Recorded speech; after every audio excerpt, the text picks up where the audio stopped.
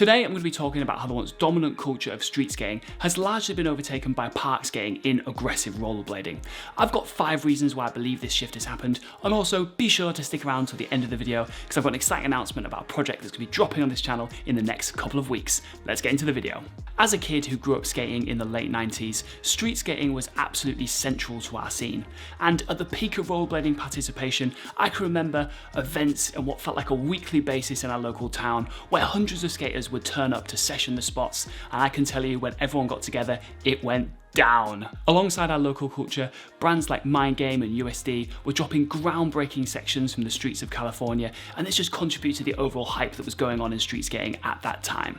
It was a time of explosive growth for street skating, and this was supported by real street competitions like the IMYTA that was attended by thousands of people at events across the US and Europe. At that time, street skating was definitely seen as the core discipline with the sport, and where I felt like the vast majority of people were doing their skating. Fast forward to 2024, and rollerblading is going stronger than ever, with tight-knit groups of skaters meeting up to roll across the world. However, the vast majority of that time, I feel like that skating has now shifted from the streets to park skating in the vast majority of circumstances, and in this video I want to explore the reasons for that shift. Reason number 1 for this shift is a simple one. I think that we all got older.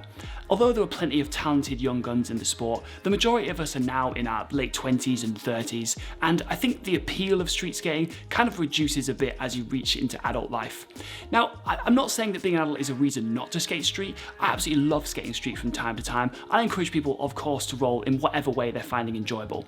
What I'm trying to say is I feel like that hopping over fences to only get kicked out 10 minutes later when you get to the spot, waxing up ledges on street corners is maybe just not how the majority of us want to spend our weekends anymore. We just want to practice the sport that we love with a minimal amount of hassle, and going to the skate park definitely creates a lot less friction than trying to skate street in 2024. Reason number 2 is inclusivity, and I don't know about you, but when it comes to the weekly session, I want as many people as possible to be involved.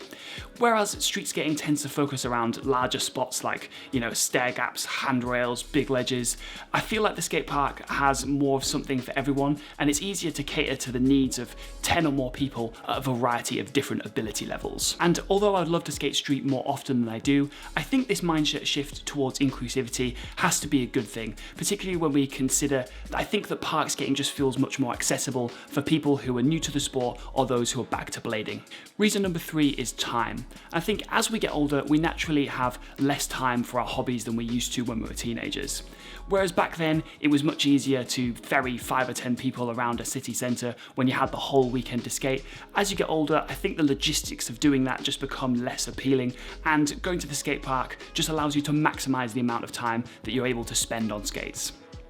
That said, at 32, I enjoy my time on skates more than I ever have. And these days, it's just as much about the people that I'm doing it with as it is about getting every trick dialing in and progressing as much as possible.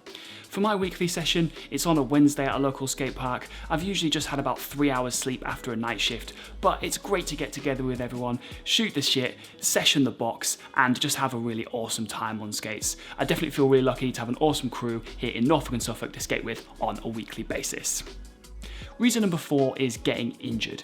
And I don't know about you, but my appetite for getting injured at 32 is considerably less than it was when I was 21. Whereas at 21, I used to find that I bounced back from these injuries much faster, my body healed much more quickly. At this age, things take a bit longer to heal, and also those injuries can have a bit of a broader implication on my ability to work and function within family life. And I think that from my own experience, I think I probably just get injured less when I'm skating park than I'm skating street. The surfaces tend to be a bit more forgiving, the spots tend to be a bit more chilled out and sessionable, and I just find that it just kind of contributes to the overall enjoyment of my skating if I'm finding myself getting injured much less often. That said, in recent years, I found that big wheels lend themselves really well towards skating street, particularly here in the UK. I find that having those larger wheels underneath your feet, that more stable base, it just opens up the opportunity not only for distance skating for my own enjoyment, but also opens up spots that I wouldn't be able to skate otherwise on smaller wheels and on aggressive skates. So I'm definitely really enjoying the big wheels for street skating here in 2024. Reason number 5 is private property. and bear with me on this one while I explain. I find that the way that street furniture is laid out here in the UK, and I'm sure much of the US too, is that many of the spots we want to skate most likely belong to someone. That is, that they're on the premises of somebody's business, an office block, or a school, for example. And I think understandably, the people who own these premises are less than impressed by 5 or 10 people turning up to chuck themselves down the handrails and wax up the ledges. I think this is one of the biggest barriers to street skating for me, because I just don't want to have to go through the friction of, skating somewhere where I'm likely to get kicked out. Like I say, I just want to enjoy my time on skates as much as possible. On the other hand, I really like the way that the street furniture is arranged in places like Barcelona, where I feel like there's much more of an emphasis on putting interesting pieces of street furniture in public places. For example, the plazas that are so popular across Spain usually contain most of the great street spots, and this has the advantage of it being on public property as opposed to a private area where someone owns and wants to kick you out. I also find that people just seem much more used to seeing people skating on the streets. It seems to be much more widely accepted, and people will often stop to watch and be quite appreciative of what you're doing. Also, the weather's great for much of the year, the food's amazing, the beer's cheap. I think I'm booking flights. So is street skating dead?